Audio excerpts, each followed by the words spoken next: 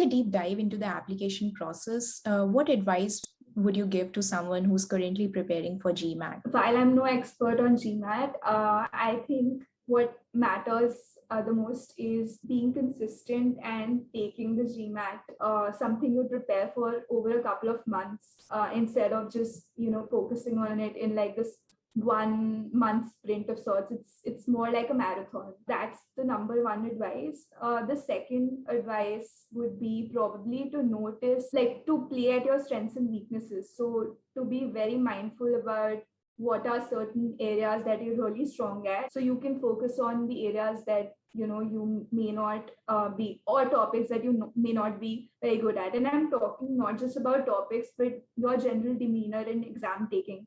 So for instance, I do have this like, I do panic sometimes in exams, so I was very mindful of that, this trait of mine throughout my preparation. I ensured that I took the exam very lightly, and I took the exam first time in 2018, and then I took it again in 2020. So I had a decent enough score when I took it in 2018. It was 740, but I wanted to try to push my score a little further, mainly because sometimes I on the exam date when I first took it, there were certain mishaps.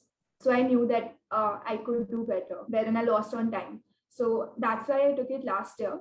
I would also recommend that you take advantage of this at-home GMAT. That really helps because you've been taking mocks, etc., in that same spot. So mentally, you're prepared, and it's very convenient, especially because there's a pandemic going on, and all the precautions that you would otherwise take would not exist at home. Other than that, I think, I'm no expert on GMAT. I'm mainly stuck to the basics, which is official guides and official mock. Being consistent is important. And of course, like, it might take a few tries, so budget time for that. Yeah, that's a great advice.